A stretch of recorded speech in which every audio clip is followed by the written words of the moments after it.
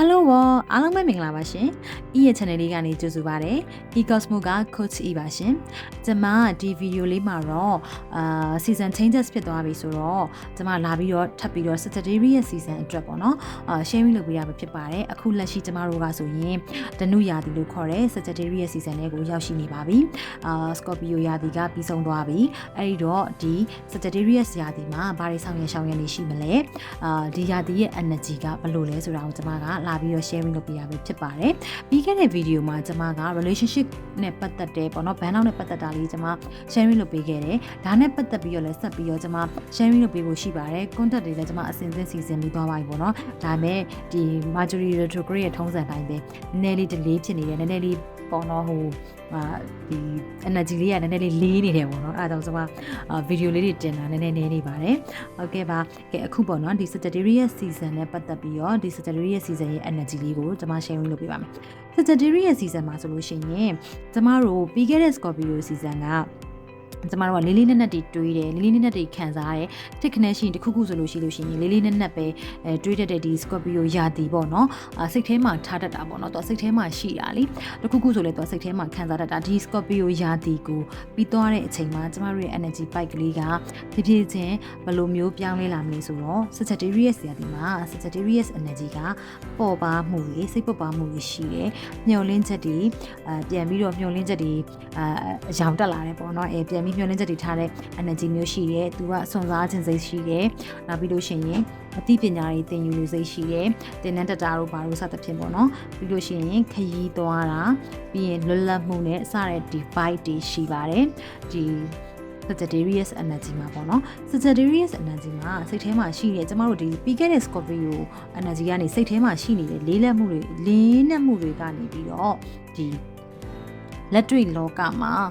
ပို့ပြီးတော့ကြည်ကြည်ပြန့်ပြန့်နဲ့လှုပ်ဆောင်လာနိုင်ဖို့ရှိပါတယ်ဒါကတော့ယာတီနှစ်ခုရဲ့အကူပြောင်းလေးပေါ့ပြီးခဲ့တဲ့ယာတီကတော့စိတ်ထဲမှာပဲတွေးနေတယ်လေးနေတယ်လေးနက်နက်တွေတွေးမယ်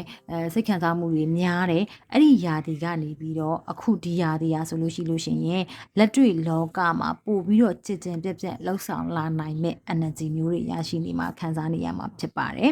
နောက်ပြီးတော့ Sagittarius တွေရဲ့သဘောတရားအရာ Sagittarius season အရာပေါ့နော် energy ကသူကအကောင်းမြင်စိတ်တွေများလာတယ်နောက်ပြီးလို့ရှိရင်စိတ်ပေါ်ပါလာတယ်ဘလို့စိတ်ပေါ်ပါလာတာလဲဆိုတော့စိတ်ကိုပေါ့ထားပါတော့ကွာဖြစ်ချင်တာဖြစ်ဆိုပြီးစိတ်ကိုပေါ့ပါလေးပေါ့နော်အဲ့လိုမျိုးလေးထားတတ်တဲ့ energy မျိုးရှိတယ်နောက်ပြီးတော့ရေမောပျော်ရွှင်ရေမောနဲ့ပျော်ရွှင်စိတ်တွေများတယ်ပြီးလို့ရှိရင်စိတ်ပိုင်းဆိုင်ရာ PR တွေရောကြလာတယ်ဒီလိုရေမောပျော်ရွှင်လို့စိတ်တွေ energy မျိုးတွေရှိနေတဲ့အခါကျတော့ဒီစိတ်ပိုင်းဆိုင်ရာ PR တွေကရောကြလာတာပေါ့ရှင်ပြီးတော့တိတ်ပြီးတော့ရှိဝေးတွေလေးလေးနက်တွေမတွေးတော့ဘဲနဲ့ပဲကိုလှုပ်ချင်တဲ့ဟာကိုပေါ့ပါလွတ်လပ်ပဲလှုပ်ချပလိုက်ချင်တဲ့ခံစားချက်မျိုးတွေဖြစ်နေတတ်တယ်နောက်ပြီးတော့ဒီ season မှာခရီးသွားခြင်းစိတ်တွေရှိတယ်ပတ်ဝန်းကျင်ရဲ့အလှပေါခံစားလို့စိတ်တွေရှိတယ်ဘ ഹു တုဒရှာဖွေလို့စိတ်တွေရှိနေမယ်နောက်ပြီးတော့ဒီရာသီတော့ကတော့တင်နန်းနေတက်ရောက်ဖြစ်မယ်ဆိုရင်ကောင်းတယ်ခရီးသွားတာတို့ဘာသာရေးနဲ့ယုံကြည်မှုဆိုင်ရာအမြင်သစ်တွေအတွက်လည်းကောင်းတယ်နောက်ပြီးတော့ဒီအချိန်ကကျွန်မ remind လုပ်ချင်တာကကျွန်မတို့တွေရဲ့111 energy နဲ့အတူပေါ့နော်ဒီ2026အတွက်ကြိုတင်ပြင်ဆင်တဲ့အကောင်းဆုံးရာသီအကောင်းဆုံး season ဖြစ်ပါတယ်နောက်ပြီးလို့ရှိရင်ဘလို့စိတ်ဖိစီးမှုတွေကိုဒီရာသီမှာရှော့ချတဲ့နေဆိုတော့လူရေးပွဲတွေမိသားစုတွေတငယ်ချင်းတွေနဲ့အတူတူရေမောပျော်ရွှင်ပြီးတော့ပေါ့ပါနေရင်းနဲ့စိတ်ဖိစီးမှုတွေရှော့ချတဲ့ရာသီပဲဖြစ်ပါတယ်ဒါပေမဲ့ Scorpio season ကနေပြီးတော့ Sagittarius season ကိုပြောင်းလဲမဲ့ဒီအပြောင်းလဲကာလမှာလက်ရှိvibe နဲ့လက်ရှိ energy ကိုပြောရမယ်ဆိုရင်ပေါ့ကျွန်မအပါဝင်များသောအားဖြင့်ရာသီဘဝတော်တော်များများမှာက Mercury retrograde ကျန်နေပါသေးတယ်ရှင်ဒါကသတိကတဲ့တဲ့အရာ Mercury retrograde ကနည်းနည်းလေးသူကရန်အတိုက်ခိုက်လေးတွေများစေအနှောက်အယှက်လေးတွေဖြစ်စေသူနောက်ပြန်ကာလာလေးဖြစ်နေတဲ့ခါတော့သူက29ရက်နေ့မှသာဒီ November 29ရက်နေ့မှသာ Mercury retrograde ကရှေ့ဆက်မှာဖြစ်ပါတယ်သူကရှေ့ဆက်ပြီးတော့ပုံမှန်အတိုင်းသူကအရှိကိုပြန်သွားမှာဖြစ်တဲ့အတွက်29ရက်နေ့အထိတော့ကျွန်မ remind လုပ်ချင်တာလေးကစာချုပ်စာတမ်းကိစ္စလေးတွေလုပ်ဖို့ရှိတယ်ဆိုရင်29ရက်နောက်ပိုင်းမှာပဲလုပ်ပါအရေးကြီးတဲ့ဂတိကဝတ်တွေနဲ့အရေးကြီးတဲ့လုပ်ငန်းပိုင်းတွေလုပ်မယ်ဆိုလို့ရှိရင်29ရက်နေ့နောက်ပိုင်းမှာပဲလုပ်စီကြပါတယ်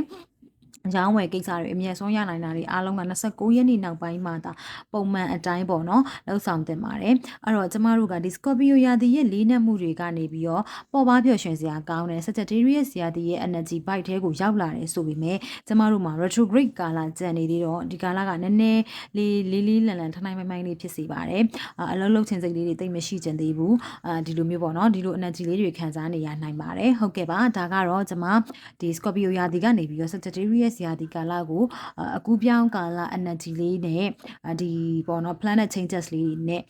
ပြီးတဲ့အခါကျတော့ဒီ Sagittarius ရာသီမှာထားတဲ့စိတ်ပိုင်းဆိုင်ရာပုံစံလေးတွေဖြစ်ပေါ်လာတဲ့ပုံစံလေးတွေကိုကျွန်မက sharing လုပ်ပေးရပဲဖြစ်ပါတယ်ဟုတ်ကဲ့နောက်ဗီဒီယိုတွေမှာ relationship ဘယ်နောက်နဲ့ပတ်သက်ပြီးကျွန်မဆက်ပြီးတော့ sharing လုပ်ပေးပါအောင်မယ်နော်အားလုံးကိုကျေးဇူးတင်ပါတယ်ရှင်ကျွန်မရဲ့ account လေးကိုလည်း follow လုပ်ထားပေးပါအောင်နော်သိချင်တာလေးတွေရှိတယ်ကိုရှိမိုင်းနဲ့ပတ်သက်ပြီးတော့ကိုလိုချင်တဲ့ session လေးတွေရှိရဆိုလို့ရှိရင်လည်းကျွန်မကိုချက်ပေါက်ကနေပြီးပြောထားလို့ရပါတယ်ရှင်အားလုံးကိုကျေးဇူးတင်ပါတယ် see you ပါရှင်